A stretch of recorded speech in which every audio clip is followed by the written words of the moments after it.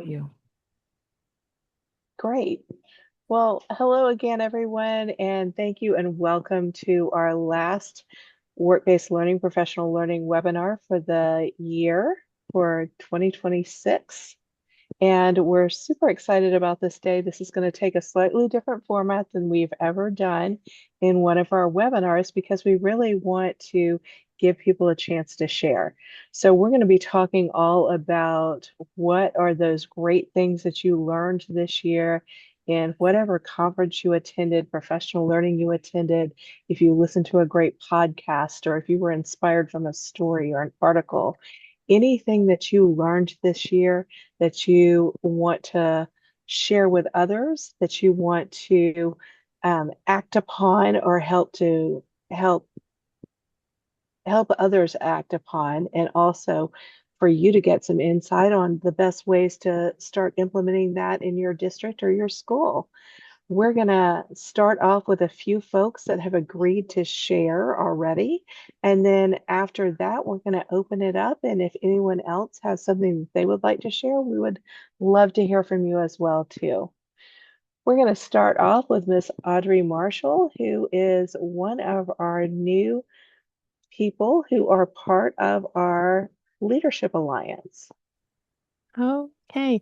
Well, thank you so very much. It's a pleasure to just share some information here with amongst all of you all. I wanted to say that the thing that I took away, this was my very first work-based learning national conference. And if you have not experienced that, you need to do that. Okay. The thing that I got mostly from the conference was just being intentional and purposeful in two key areas. Our district is really growing this year, so that was very resonated a lot with me. But the intentional and purposeful would be with your students and also building sustainable work-based learning partnerships. And like I said, we're really growing in our district. Our numbers in WBL, our numbers in CTE, and then we're actually going to two schools. So I was really honed in on listening to people who are experiencing working at two different schools and coordinating those efforts, and just even from district wide people that were talking about some things. And we had some really great sessions that addressed exactly what my spirit, my soul, and my heart needed. And some of those were just talking about truly knowing your students and having some systems and processes in place for doing what we needed to do to, as Christy Valinsky put it, building our student social capital. Our work-based alliance group really did focus a lot on that, and I really love the way that that was worded, and that's something that really spoke to me. So social capital, that's something that I think is a big thing with being intentional about that. And then not just helping students to just get placements. Don't leave off with that. They've got a job, woohoo, good, great thing. But making them or helping them to gain access to opportunities that can really change the trajectory of their future, their family, and in turn our communities out there. So that was something that really was helpful for me. Not only does that help the students, but it also helps again our community, and it also brings back a positive light upon our program. So people are going to want to work with our different programs if we are doing those things in that nature. And then the other thing that I wanted to mention too, Jason and Christy both focused on those partnerships and spotlighting our programs and so forth. But it was Miss Jean Turner from North Carolina. She really had a great workshop too that just talked about the North Carolina Work-Based Learning Manual, and I'm certain that it's out there online that you all can go and dive into. But it was really well done, and she talked through that manual and just talking about how North Carolina did some things with aligning their whole system for work-based learning and just being intentional with things that just outlast just the individuals, but things that are just sustained throughout years for their community. So that was really, really good. And one of the things, I don't know if it was Jason or one again with the Leadership Alliance, but some folks were talking about as you're going through the conferences, not just learning for new ideas, but just seeing where you are now, just kind of doing an assessment of where you are now.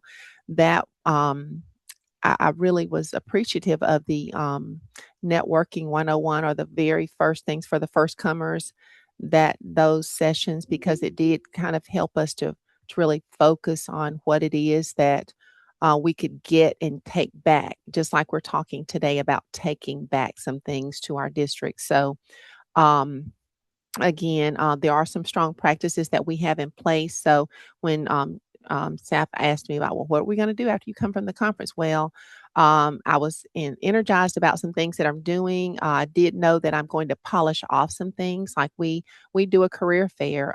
Jason's been talking a long time about the reverse career fair. We implemented that this year. So we are working with the district attorney and trying to not just make it be something that Audrey Marshall at Auburn High School is doing, but just making certain that all of our community partners are involved, because it is really important for them to have some plans in there. And will have some resources in the chat that you all can click on and look at that a little bit later.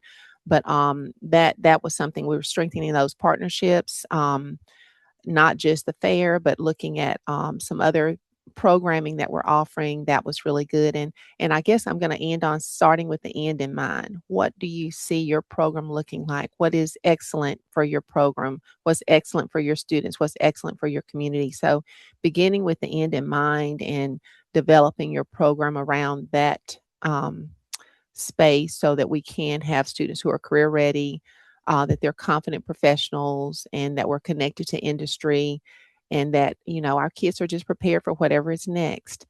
So, again, ending on that, intentional relationships and intentional systems. Thank you so much. And I did my best to share that North Carolina document. And I think the first link I posted was the incorrect one, but I think I posted the correct one second. And then I noticed that Audrey also posted something. So, do you want to say anything about what you posted here? Okay, what I did post, and I can share that on the screen. Well, really, it's just a couple of links. There's a link to my website, which would give some ideas for that and what we're doing at our district. It will also, on that particular handout for that link, is going to be the information for our reverse career fair. Jason, like I said, I have to give him kudos for just kind of inspiring a lot of us for looking at that model.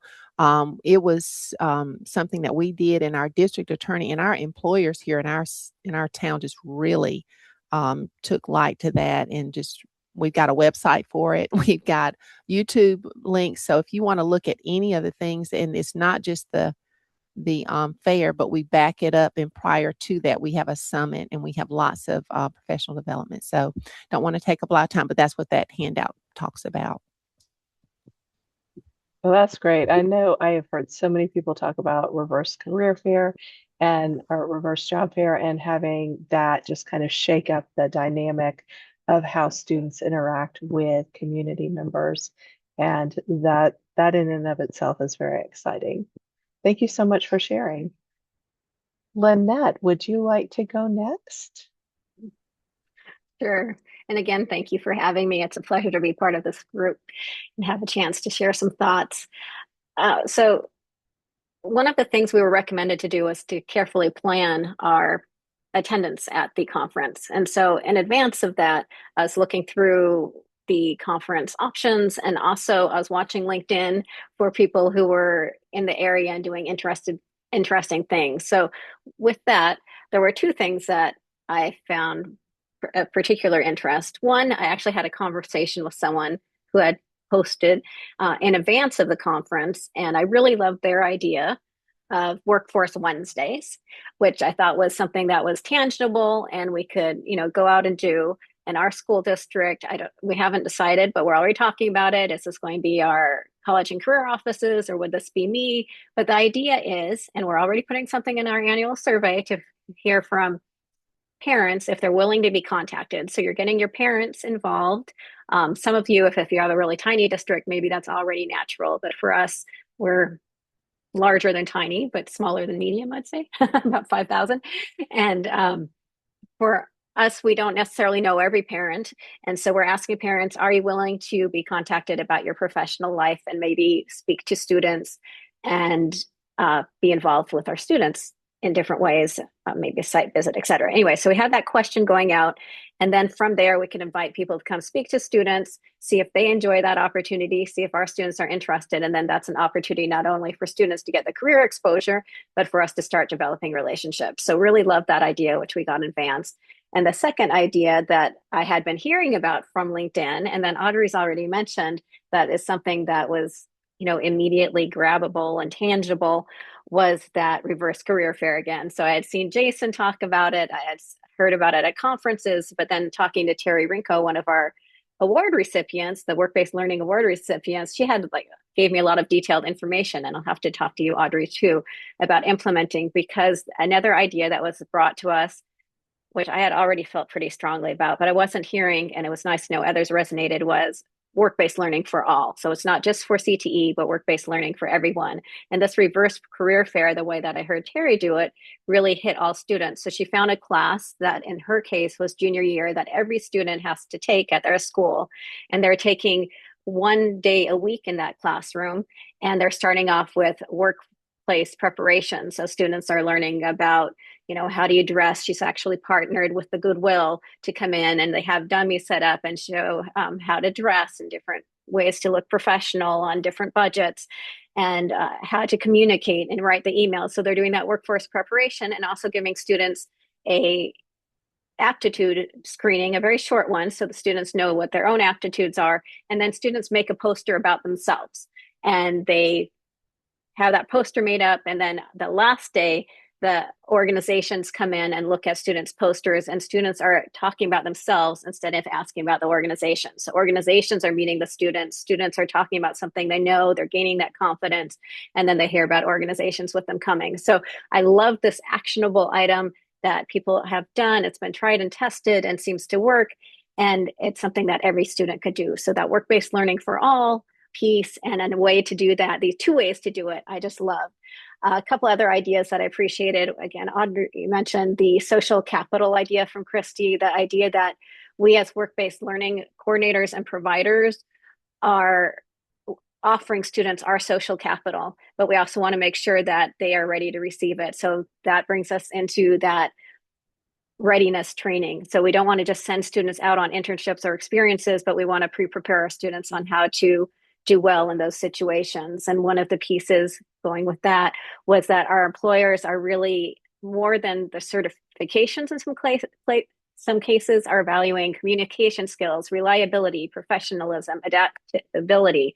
So we want to be teaching those skills. And so I've been talking to my school district about it, but hearing it from all these other places gave me some more tools to say, yeah, we really need to start doing this. So that's another thing we're working about implementing, that piece. And I also have all these resources from the conferences to go to it. So the last piece, the big takeaway idea I loved, was we already work with our not-for-profit organizations, but the idea of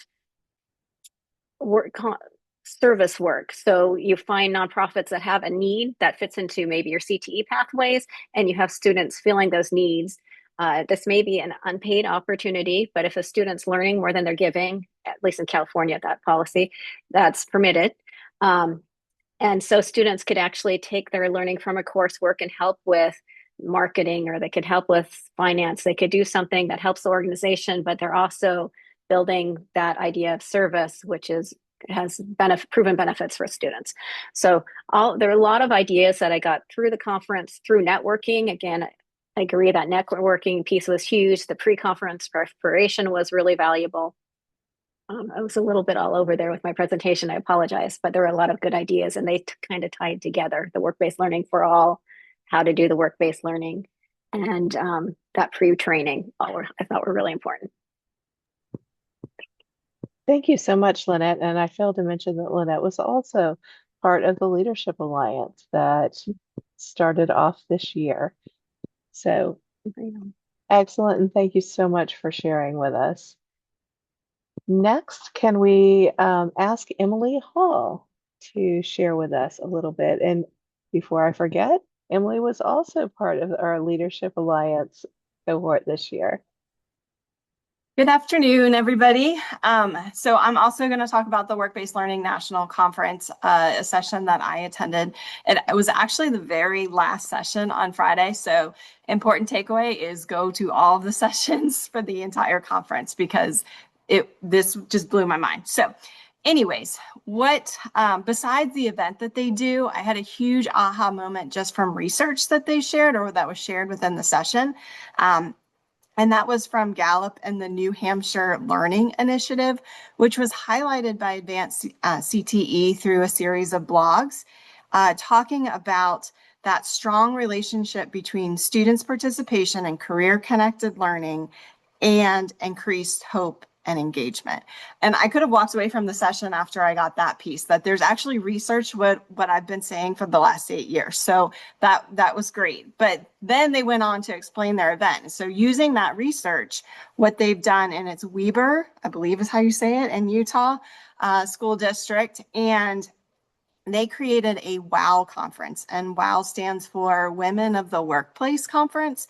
And it's a one-day event designed for 7th graders, girls across the district. And students are invited to explore career pathways with the guidance of accomplished women representing a wide variety of industries and career clusters.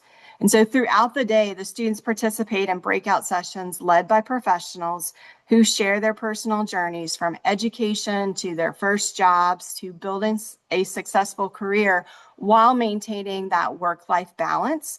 And as women and girls, that's a really important theme that I think we need to start weaving into things. And so the students are allowed to ask questions, explore different industries, discover new interests, and then better understand the many pathways that are available to them. But one of the most beautiful aspects, and I really think it's genius, is that this is student-led. And they use DECA through the, what's it called? Let me see my notes. Project Management Career Development Program. So the students implement it and then run the entire event through support with their CTE office. So this not only creates an authentic work-based learning opportunity for those 7th graders, but the student leaders that are the student girl leaders that are running the event also get that authentic work-based learning from organizing the event. So after the session, I immediately went to my supervisor. We started organizing. We contacted, while we were waiting for our flight, we contacted one of our DECA advisors, and we're already starting to talk about implementing this for our students. We've since met. We've talked about the planning and implementation, what that's going to look like, what the venue would look like for us, the timing for us, as well as, all the other key aspects that go into that.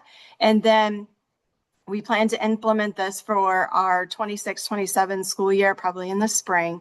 And then typically, if this has as much success as I think it will, we're talking about doing a boy event as well, because that came up in the session of, did you guys receive any negative feedback, pushback, because it's just for girls? And Weaver has. And so we kind of talked in the session about what that could look like for boys as well. And so we are really hoping to implement both so that it is fair across the continuum. And then, so the way it works is Weaver is pretty similar in size to our district. They have a group of middle schools, probably 3 or 4, come in the morning. They each attend 3 different 30-minute breakout sessions, and the students get to choose which session that they go to. And I'll talk about the management of that in just a second. But then both groups come together during the midday for lunch, and they have a keynote speaker. And then the morning schools go back to their campuses, while the afternoon schools, another 3 or 4 middle schools, stay for their breakout sessions that they go to. And so to manage attendance in the rooms, and another key point, because if you're like any of our districts, all our kids are going to swoop to the health sciences one. And then what about the one that may not be as popular? But what they do is they have student room monitors. The high school students are in the room. They're with the speakers all day. So that social capital gets built during that time frame. They're also taking care of, their needs. But another responsibility is when the room reaches capacity, they close that session and everybody is encouraged to go find a different session. And so that helps keep the rooms at a managing level and the rooms stay full and stay engaging. So the kids get to choose where they go, but they've got to get there first in order to get that first seat if it's one for the popular one. He said that sometimes with the health sciences, kids stake out their breakout session before so they can get to it first. So the kids get a little bit smarter in how they're organizing, but they're thinking about how they're going to do that, which I thought was pretty cool. And so the student is responsible for closing the room and then sending them on to a different breakout session. So as we develop our own event where we hope to represent each of our career clusters, the 14, but also intentionally highlighting those non-traditional careers and pathways. So we're super excited. The DECA advisor is excited. And so we just think it's a really cool concept to get that, again, going back to what Lynette said, that CTE or the work-based learning for all, especially at that important younger age. So any questions? I have their website. WOW has a website, so I'll throw that in the chat so you guys can take a look at it. It's pretty cool. That is awesome. Yes, some folks were asking for the website in the chat. And by the way, if you have not made it over to the chat, we have been posting some links and some resources there. Feel free to grab those out, as well as if you have anything to share in the chat, feel free to utilize that as well. So thank you so much for sharing that. It's always exciting to hear something from middle schoolers. And I love the idea of utilizing high schoolers to help with that as well too, because I think that that's a benefit to both groups. Okay, next let's move on to Brian Johnson, who is another member of our Leadership Alliance cohort from this year. Brian. Hello, everybody. Thanks for having me. I know you guys are counting down the days to the summer.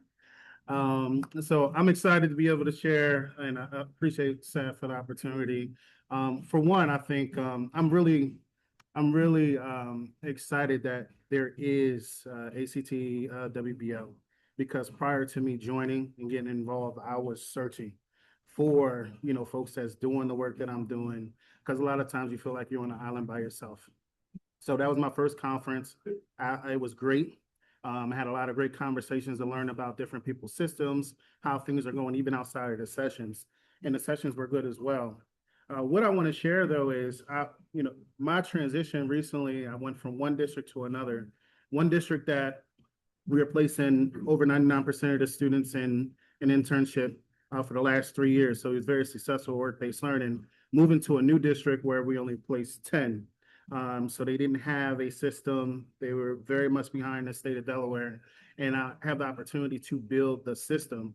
And what I learned immediately making a switch to this new district, as well as talking to people at the conferences, for one, work-based learning is a team sport. And I think we need to all understand that. No one can be a superhero when it comes to work-based learning. There are too many moving parts. If you want to build an elite program, and I heard some elite programs out there, but every elite program that I heard, it was a team sport. It was more than just one person putting it on their back, trying to carry the whole weight of work-based learning. And what I also learned is this: no one gets to tell you what the value of this really is. But all too often, or in our society, we've always only prioritized education. And this is why we have work-based learning, because students are not prepared for the workforce. And I don't think it's an either or, but I think we can actually do both. And we have to advocate for the work that we're doing, which also means that folks in our district needs to roll up their sleeves and get their hands dirty. Or you just be annoying until they do it. And that's what I am. I can be extremely annoying until I get my way. So one of the questions I was asking some folks on private conversation, and I hear Jason say this a lot too, and it's funny because we come up with these great ideas and you think that you created this idea and you're the only one with this idea. Then you get around people like, oh, you got that too. So I've ran into that a lot. And Jason keeps talking about this ecosystem, right? So I built an ecosystem in my district. And when I was talking to people, that was one of the questions I asked, like, what is your ecosystem? And if you're new to work-based learning, there's a lot of people that's completely exhausted, right now, and they may not have an actual system or not even know where to start with it. And one of the things that I learned immediately is that you need a system and you have to keep pushing for a system that makes sense. And how do you judge a system? The system should be able to run whether or not you're there or not. That's the key. So the system that I'm building, yes, I'm building it, building the infrastructure, everything. But if I take a week off, everything shouldn't catch on fire, right? If I happen to move to another job, the system should still be able to run. So it's like this is a team sport, and you get to build the playground, you get to build the field, you get to determine what it looks like, but everyone needs to participate, including the student. So we all have different philosophies, but I think it's extremely important. It's what I learned from the conference too. Again, listening to those that have really good work-based learning programs, that it should be a culture changer. So we shouldn't have students sitting back waiting to get placed. They should also be rolling up their sleeves, trying to find ways to find opportunities to secure. Because learning how to get a job, applying, interviewing is all part of work-based learning. Not saying, hey, little Johnny, show up on Monday. There's no skin in the game with that. So I think what I got is a lot of confirmation of what I'm doing versus when I'm seeing elite programs. For example, I think Denver has a really good program. They have this huge cohort that they work with different districts and they share. They play nice in the sandbox. I think that's pretty awesome. And they share their opportunities. They share their partners. I'm not telling you guys to do that, but Denver is doing very, very well with that. And that's what we're trying to do in the state of Delaware. So it just continues to prove that. I'm gonna drop something in the chat too to kind of support what I'm trying to say here. So if you actually, I'm sharing my work-based learning dashboard, by the way. You guys can view it. You should have access to everything just to view. When it goes back to a system itself, if you have a system, you have to be able to show people a system. When you go into a nice restaurant and it's all nice and clean and shiny and all that good stuff, versus when you go to a hole in the wall spot, even though the food might be really good, but it's a hole in the wall. So you may do things in a hole in the wall that you wouldn't do at the nice restaurant. Well, if you invite people to your system and it looks cooked like crap and it's not organized, and you have no policy book, nothing that can support like, hey, this is a high quality experience that students are getting. I think it may take time, but I think we should invest our time to really build a system backed with resources, policies, and I appreciate you guys sharing that other book too. Was it North Carolina? I want to say, yeah. So having a work-based learning handbook. Look, I'm about to take that book and compare it to my book on ChatGPT to see what I'm missing out on. So thank you for sharing that. Use these resources as there. So I think it's extremely important, again, that the system is there. And just to kind of give you an idea real quickly, when it comes to partners, I don't build partners by myself. My preschools, my elementary, my middle schools, my high schools, they all build partnerships. Why? Because they're also required to do career fairs. And at career fairs, I show up and roll out the red carpet for the partners that decide that they want to come in there and work with kids.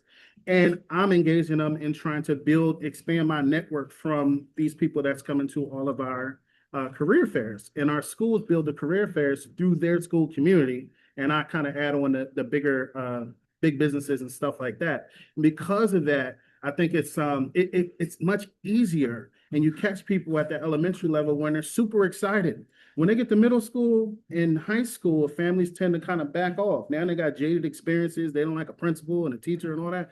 Elementary school, everybody's still giving hugs. That's the perfect time to build a long-term partnership with folks. So again, I've found that from a lot of the successful programs that I saw, there is a system that is there. They're not doing it by themselves, and the student is also involved. Okay. And I also, that's the last thing I actually want to say too, because I can be very long-winded. But I did hear, and this challenges my thinking. Okay. I did hear there was conversations whether or not, like when it comes to certain experience, to make sure that we're choosing the right student. And choosing the right student so they represent the school district the right way, because we don't want to lose the partnership. We don't want to be embarrassed in any kind of way. And that challenges me a lot because I have a difference of opinion on that. And I just want to bring this up on air. Maybe you guys have a difference of opinion as well. But when I work with a partner and they say that they want to do, they want to offer an experience, we have a serious conversation about what to expect and what I cannot promise you. I cannot promise you the best student. Okay. I can promise you a motivated student that saw your opportunity and they wanted to apply. And this is why we have work-based learning, because kids need to learn how to act in the workplace. Now, I'm pretty confident that they'll be good, but in the case they're not, and if you look at my policy book, you'll notice there's a termination policy. And there's a termination policy because I quit my partners if the kids are not meeting expectations, that they can let me know and we can separate them from that experience. And we're education institutions that they can redeem themselves too. That's a different conversation. So, I just want to say, like, I think we're doing an amazing job. We're all in the beginning of work-based learning. We're in a great position, but you get to really build your program, but you can't do it by yourself. I don't think we should be looking exhausted and tired when the whole school district should really be supporting the work that you're doing. And if they're not, become annoying. Thank you very much. Thank you so much, Brian. I think you just put out there what we're all feeling at the end of the year.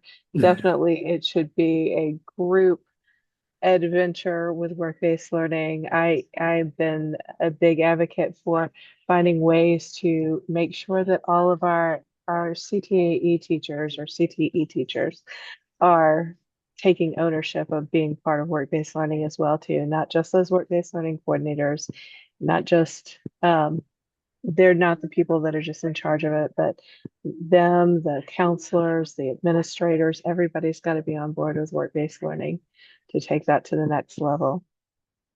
So thank you so much for sharing that. Again, there are links that are getting posted in the chat and some are getting reposted. I've got a couple more people to call upon, and then I saw Jean Turner pop in the room, and I know that Audrey spoke on being inspired by her resource earlier, so maybe she'll share with us as well too. But next on our docket, we have Boz, who is joining us today, and she is also a member of the Leadership Alliance. So, Boz, you want to share with us? Yeah. Hi, everybody. Like Brian said, we're in the final stretch. And so, I'm sorry. I'm actually in my car in a Walmart parking lot because I'm out evaluating interns and I couldn't get to, I'm in a small town. We don't have like coffee shops that it would be appropriate to just pull over. So I'm just in a parking lot. So sorry about, I tried to blur my background.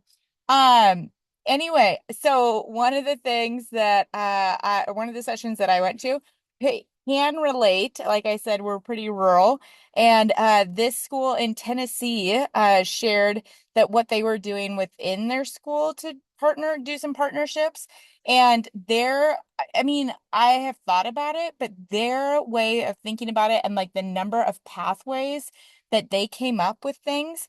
They're doing a t-shirt printing business, but that like reaches entrepreneurship. It reaches the business classes. It reaches accounting classes. Fashion, it did that, I mean, and then they had to learn about heat presses and different, like reaching different people. And then one of the really great things that I thought that they did was they had some different levels of students. So like some of their special ed tier 3 students that yes, we want them to have workplace experience. Like Brian said, we want every kid to have that. But that student might not really be ready to go out yet. But they got to have that experience in this classroom and they were so proud. And they had this video of the kids and one of their like shining stars like talked about it. And then this kid in this special ed class, he was like, "Hey, I know what we do. Can you talk to me? I'll tell him what we do." And he gave this great testimony and he was so proud of his work. And so they were just taking that and just rethinking. And that was something, again, that I had applied for this grant so that we could kind of do this back in Boone. And it just really reinforced. And I got their information and their pathways that they were doing as far as connecting students with different things within the school. Because we're bringing in partners. This isn't just like kids doing t-shirts out of a classroom because they want to do that. But we've got a small business owner that comes in and talks about, what does overhead look like? What does it look like to have a markup? Why, like how much can you make? How do you predict what's going to be popular? Are hoodies with no sleeves going to be in again this year? Or is that a past phase of Boz's 90s youth or something along those lines? And so that just talking about that and getting partners in on that to make it, again, authentic work and not just things that students are doing.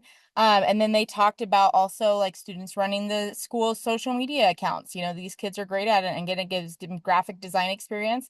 But also a career that I didn't know existed when I started this work was a social media content manager. And now that's a major at one of our colleges that are not far from here. And so giving kids that opportunity to build that portfolio. But again, we bring in professionals that also do this for a living. And so the kids get some partnership and learning that way. And so, yeah, just kind of thinking inside the box, if you will, if we can say that, instead of going, with transportation or needs for other students, like thinking inside the box and thinking just right where you've got, because I'm sure you've got all great things going right where you're at.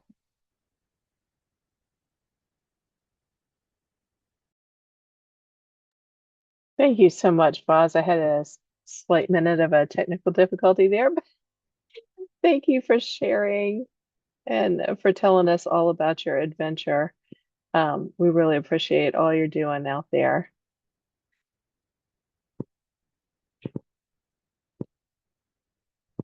Okay, and I'm still seeing some posts getting placed in the chat. Please make sure you're going in there and pulling out some resources. I saw some linked back to that North Carolina manual, but also Jean Turner also posted some information with links to other district and state resources. So next I'm going to call on a fellow Georgia member, Jason Van Ness, who is going to tell us a little bit about his inspiration of bringing things into action. Thank you, Seth. Yeah, so I guess to start, I'm just trying to scramble down my notes and so many good ideas from people who have just spoken. Um, if you have access to the chat, if you're in your car in a Walmart parking lot, like some people, you may not have access to the chat. But if you're not, um, if you will, just take 30 seconds and answer the question: what's the purpose or the goal of professional development? What's the purpose and goal? Whether it's at a conference, whether it's at your school, like what's the goal of professional development? Just take 30 seconds to do that. I'm going to open up my chat. And I guess we've talked a lot about conferences, so we can maybe stay in that same vein.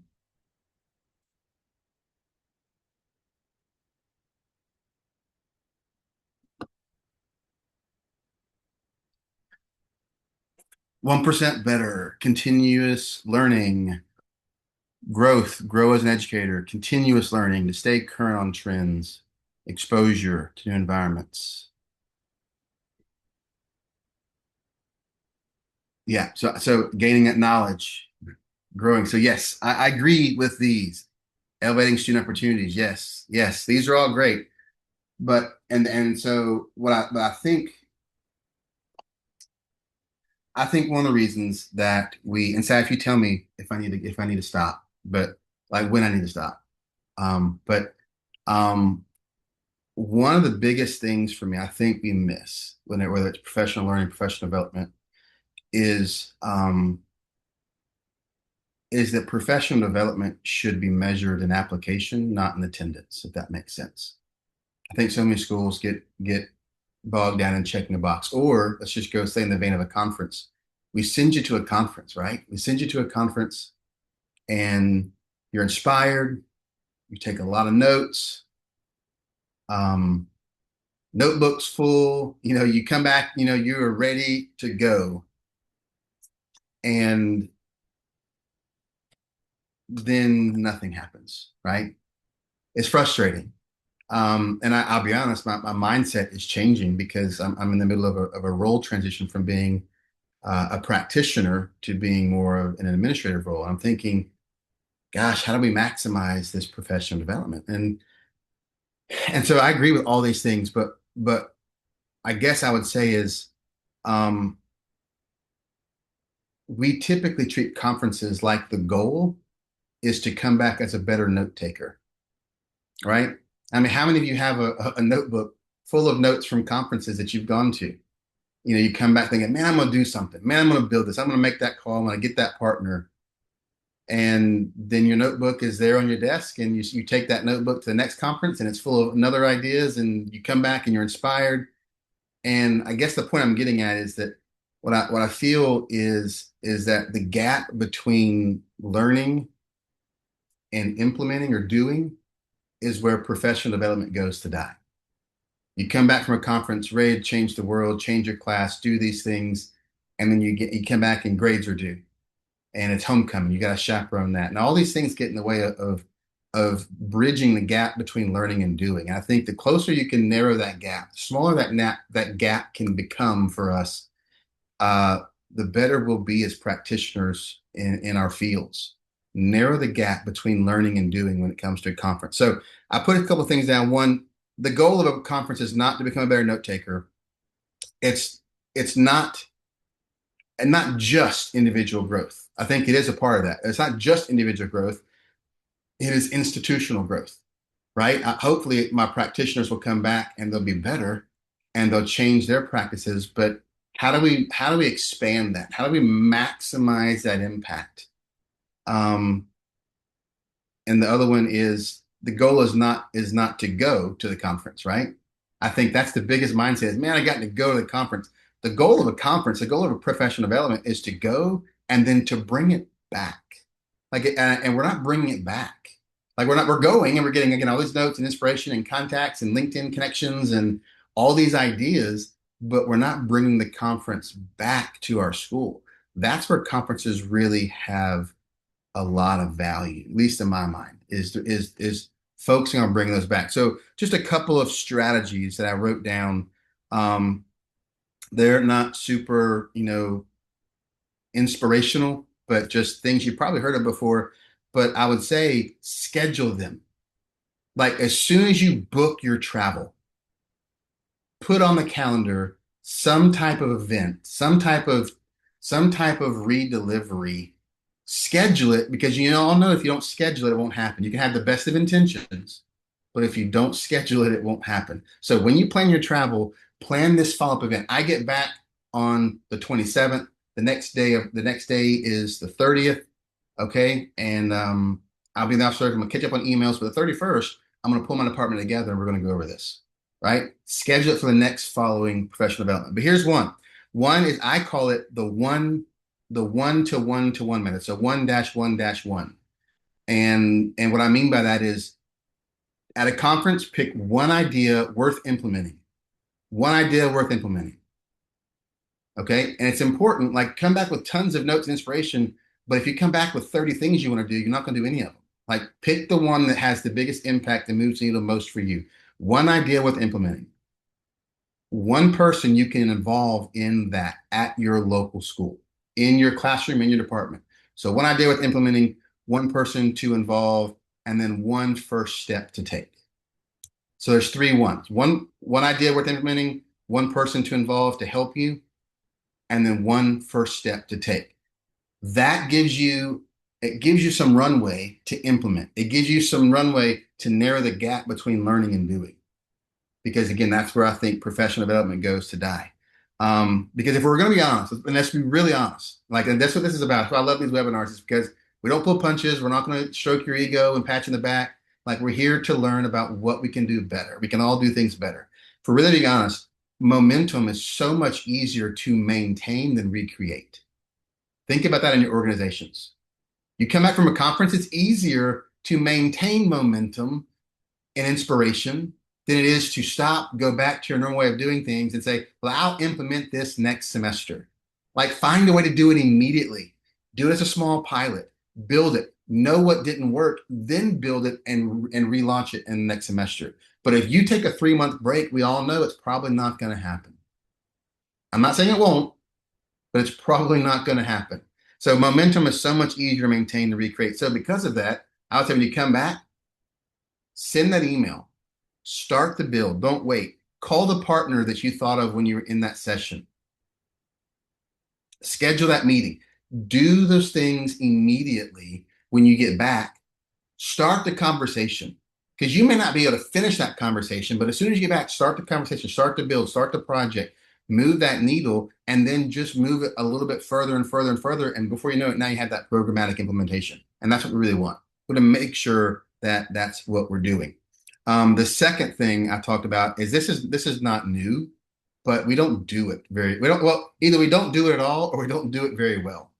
But that train the trainer model.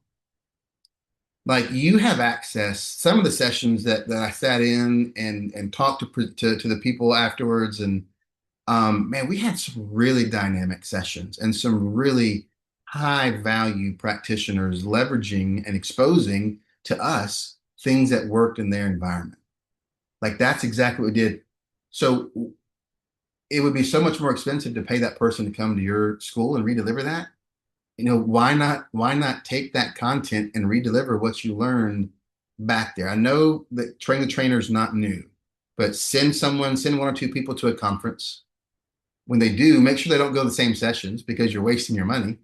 Like go to different sessions, right? Amalgamate all this material, come back, synthesize it, and then redeliver it to your staff, not pirating people's intellectual property, but saying, this is what I learned from so-and-so. Let's do this. What are your thoughts on this? And build it, but you've got to put that on the schedule. So some ways to do that is one, schedule it or it won't happen. I mentioned that. But two, some notes to action. You're like, Jason, I don't really like redelivering professional development. You're right. It cannot be the most fun or entertaining thing, but just a couple things to do. Take your notes and repurpose them in the following way. One, what did I hear? What did I hear that made me perk up? Two, why does it matter? Why does what I heard make an impact in my community? Two, what changes if we implement X or Y or Z? Okay, so what did I hear? Why does it matter? What changes because of X or Y or Z? And then what can I do tomorrow? Again, people have talked about the reverse career fair, and like that's an event that you're not going to plan overnight, but you've got to start. You start it, put something on paper, put a date on the calendar, send out the invitations. Now you're really committed, right? And then build it slowly, slowly, slowly, and then know that the first time you launch it, something like that, it's not going to go smooth. Well, maybe it will go smooth, but it can always get better, right? Like you can't be scared to fail. But here's another part, like the train the trainer. Even if Jason, train the trainer is not a culture at my school, I would say have an accountability partner. When you leave for a conference, pick someone who's not going to that conference and have them ask you when you get back. So the mentality I have with that is, who will know if I didn't pay attention at this conference, right? Like who would know? Because it's super simple. Like you could fly out to Rhode Island. You could go to that social, the first night social, have a little bit too much to drink, sleep in the first conference, go get a breakfast, come back, you hit it at lunch, you go to one session, then you eat too much at lunch, you go back to your hotel room, you take a nap, and the whole day is gone. You've gone to 2 sessions, right? None of that I know that doesn't happen. I'm being facetious, tongue in cheek, but it could, right? So who would know if you didn't take advantage of the opportunities? Find that one person. So if you don't have a train the trainer culture in your school, one, try to build it, but two, who would know if you didn't go to these things? The person you establish as the accountability partner. You come back, even if it's just your department chair, the person who teaches next door to you. Ask them to ask you when you get back, tell me what you learned. Tell me what you learned. What can we do? What's the coolest thing you learned? What's the worst session you went to? Why was it bad? Like have them hold you accountable to that, to using the content, because who's going to know if you don't go? Who's going to know if you don't do it? Who's going to know if you don't retrain? Nobody, unless you ask someone for accountability. Ideally, you want the train the trainer environment, but if you don't have that environment, your best teacher buddy, ask them. When I get back, make sure you ask me these questions. And so I guess I would just say, like, in closing, professional development really isn't measured in attendance is measured in application. And I really think the people who grow the most, the practitioners who grow the most, I don't think it's the people who go to the most conferences. I don't.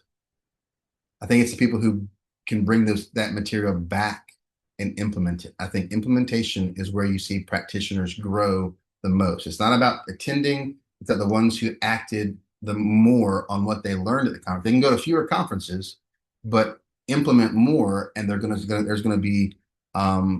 going to be more growth there. So just the thoughts that Saf asked me to kind of come in and just talk about how do you take this back? Like strategies from a conference. I love traveling. I love going to conferences, but you've got to have a plan to put that into place. Sometimes it can be hard because you don't know the content, right?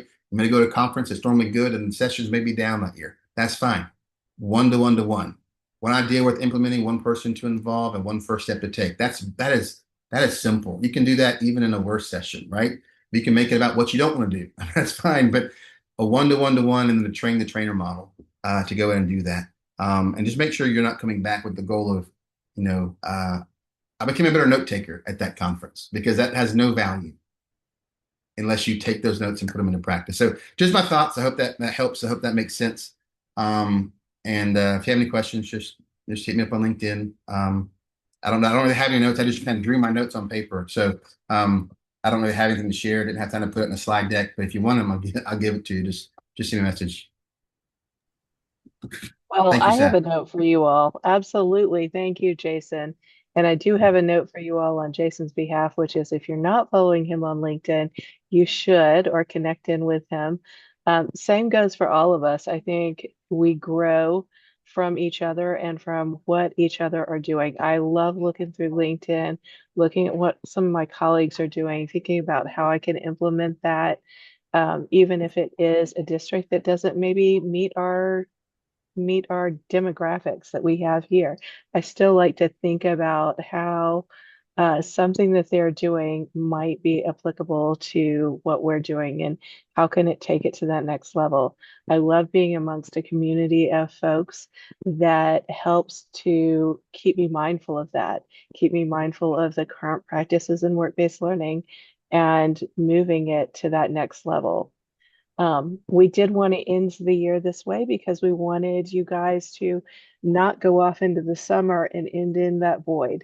So I'm really glad that Jason talked about that because it's so easy to have that motivational moment and then to forget some of it as we go on vacation. So I really wanted this moment for us to start reflecting on some of those key pieces, especially Yeah. after the National Work-Based Learning Conference, and see how do we bring that into action. Yeah. Yeah. Does Like especially like take your post planning days and they're for high school students are usually just about putting your grades in, right? We don't have a lot to do to plan. Like actually use your post planning days to plan your content for next year. Go ahead and start planning now. Start planning now. Get that runway. Build the runway so you have room to take off and get the plane in the air when school starts in August or September, wherever you are. that is great. And I saw a question posted in the chat that Dana, this may be a question for you, and I hate to put you on the spot, but somebody asked, speaking of LinkedIn, will we be able to see a list of attendees here in order to connect? Is that possible or not as much? That's a tough one because we do not share like member info. I could Yeah, do so. yeah. So Could that we that is request a good that point. people who want that put their name in the chat? Can we Yep, request that? Yeah, that's what Volunteer I if they was could. thinking. we could do that. I'm just trying to think of where it would get posted. So we could um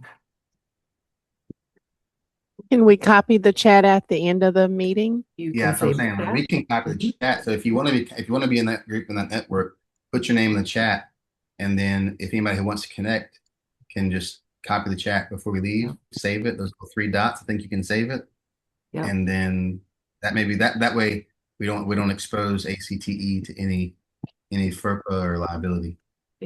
Love that. I don't think we have FERPA here, but still, yeah, no, I get that. But yeah, I love that if folks want to put their contact info in there to connect. LinkedIn is such a great tool for that. And one thing that I know that was really going around the conference this time that a number of us were using or have been using for a while is just like digital cards with a QR code. So I know there's a couple of companies that do that, and you can even do it on your phone without a card, but having that is a great way to connect with folks at a conference or at your chamber meeting, especially if you forget your cards. So that's a key little tip there for going to conferences and connecting with folks as well too. And Jason put the name of the company, Blink, I Yeah, believe it's is just how you say easier. it. Like if you're flying, like the last time I flew with business cards was when we went to Seattle. And I was like, I am not doing that again. It's just a pain to fly with 500 business cards. So get the digital Well, one and then just do your especially QR when you're code. a rock star like Jason Van Ness and get asked No, like for no, 1,800 business it's just a He cards. needs lot. a whole It's separate heavy. bag just for his cards. It's just heavy. But Sap, I was gonna say if people created profiles and they still have the app on their phone, some people did put their LinkedIn profiles in their attendee Shed. Yes. profiles, so you can go in there and look as Great well. point. Great Yeah, point. absolutely. And that was another point I was going to bring up too. If you have not done so, if you go back and sced at some of the sessions that you visited or ones that maybe you missed, some presenters have put in some of their slides or resources or handouts in there. So I would not, don't think that you're done. Come back and dig through some of those sessions and see if there's anything else you can glean from those resources that get put in the slide decks in the SCED. So definitely make sure to check that out. Sap, I was gonna I'm also gonna, just kind of go back to the one link that I did put in there. Advanced, absolutely. yeah, Advanced CTE and several other organizations put that state work-based learning toolkit together that kind of outlines all 50 states. Now, someone at your state level does have to make sure that those are up-to-date current resources, because when I got in this role, I actually found out that they still had a toolkit that we had. There was two editions back. And they are very prompt to updating that material, but there is a lot of great information that you can glean from the other states. And of course, I did put my email in there. I'm Jean Turner from North Carolina. So if anybody has any questions about that work-based learning resource manual that we have, Brian, it's 144 pages. So if you guys have any questions, you're more than welcome to reach out. AI makes that very, very simple. Dana, one more question. A couple of people are saying that they have not been able to copy the chat. So I'm wondering if would it be possible to download the chat and maybe send it out to the participants? I can definitely do that. Excellent. That's great. Okay. So yeah, anything you want to put in the chat, any of those, any links, your LinkedIn, your contact info, if you want to stick that in the chat, Dana is great and she will send that out to everybody who registered or is in attendance. In attendance. There we go. In attendance. Okay, great. Yeah. In addition, what we'll do is I can send that with the certificate. So after we get the recording done and processed and we have the certificate ready to go, we'll send that with the certificate too of attendance. Fantastic. That is great. And if anybody wants to share anything, please go ahead and come off mute. I'm going to, in a second, let's see, I had the link a minute ago. I was going to send a link to a survey. Just basically, if you either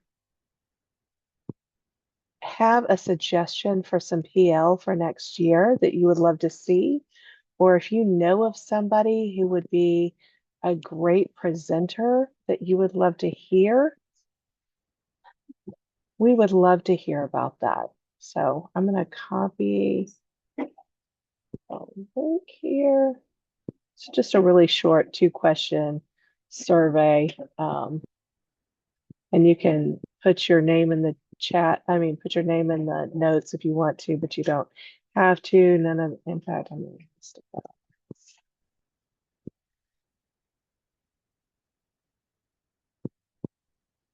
Yep. And I'm going to stick the survey in the chat.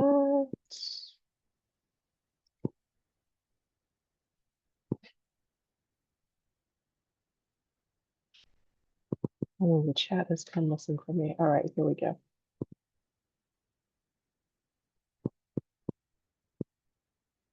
Okay, so I stuck a form link in there. If you have a moment, if you know of a great PL topic that you would love to hear more on, something that you're thinking about is a need in your district, in your area, in your state, um, whatever the topic is, or if you know somebody who would be a great presenter, we'd love to hear about that.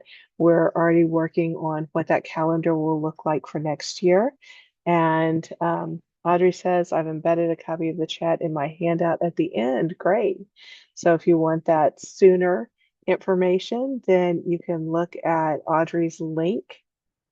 Did you repost the link just in case somebody came late? I know you were one of the first people to Okay, let me post it again, and it's just updating every time I apologize. save it. So let me do that. Yes, ma'am.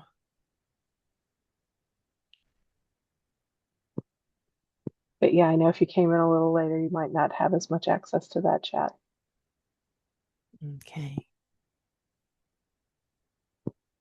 I'm going to give everybody just a minute to get Audrey's chat information. And then did anybody else have anything they wanted to share? Any great insights you got from a conference or EL or podcast or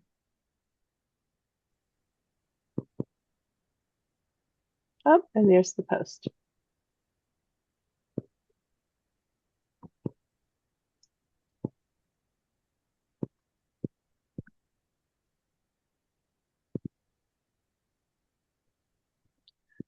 Well, I want to send out a big thank you to everybody who shared today. Jason, Lynette, Emily, Audrey, Brian, Boz, Jean, I know I put you on the spot at the last minute. Thank you for sharing.